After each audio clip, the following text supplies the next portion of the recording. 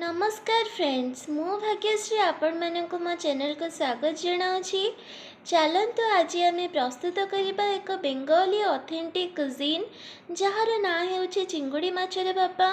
तो आपण मैंने वीडियोटी को लास्ट जाए देखु तेबे आपण यहीपरी परफेक्ट चिंगुड़ी भापा बनै पारे। तो चलतु डेरी नक वीडियोटी को स्टार्ट करवा।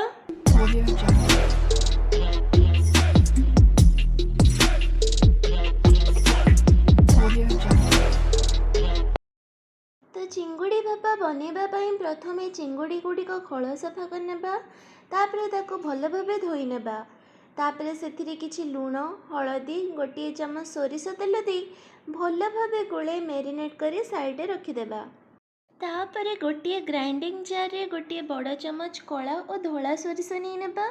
मु एठारे सोरिष को किछि समय पूर्वर बतुरे नहीं, जहाद्वारा आमको ग्राइंडिंग करने को सहज हेबो।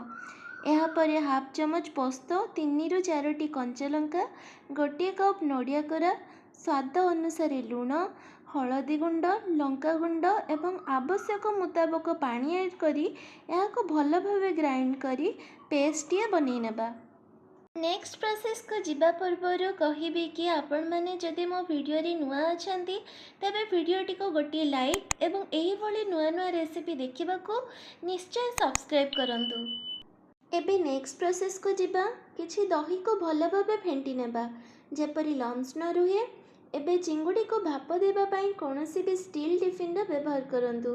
कोनोसी एक टाइट कंटेनर हेले हमको स्टीम देबा को इजी हेबो।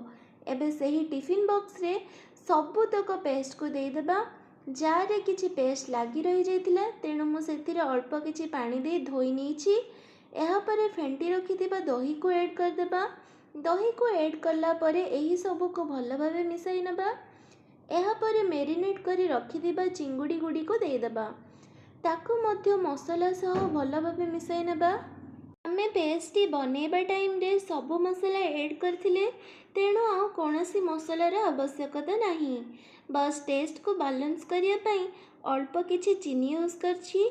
एहा परे ऊपर किछि फाळ करिथिबा कंचा लंका एवं लास्ट रे 3 चमच पाखापाखि सोरिष तेल दे टिफिन को भल भाबे कवर करनबा। मने रखंतु एही ठारे सोरिष तेल निश्चय यूज करिवे जहाद्वारा आमर टेस्ट पूरा एनहांस हो जिवो। एहा परे गैस रे एक कढ़ई बसई सेथिरे गोटे स्टैंड एवं किछि पानी देई ताको भल भाबे फुटिबा को छाड़ी देबा। पानी भल भाबे फुटी जिबा परे टिफिन बॉक्स टी को आराम से रखी घोड़नीटी दे देबा एवं 30 मिनिट जाए high to medium low flame रे छाड़ी देबा। 30 मिनिट परे गैस रा फ्लेम को ऑफ कर देबा एवं टिफिन बॉक्स टी को पूरा ठंडा हेबा पई छाड़ी देबा।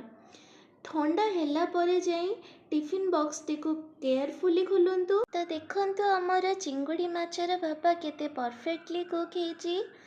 आपण मध्य घरे निश्चय ट्राई करंतु। चलंतु एबे आओ डेरी न करी एक प्लेट को गर्मा गरम सर्व करनबा। आशा करुछि आजिर वीडियोटी आपण मानकु निश्चय भल लागिथिबो। जदि वीडियोटी आपण मानकु भल लागिछि तेबे गोटे लाइक, कमेंट, शेयर और सब्सक्राइब करिया को जमारो भी भूलंतु नहीं। आउ रेसिपी को नहीं आपण मानक मन रे जदि कोनोसी भी डाउट अछि तेबे मते कमेंट निश्चय जणांतु। मु आपण मानक सब प्रश्नर उत्तर निश्चय भाबे देबी।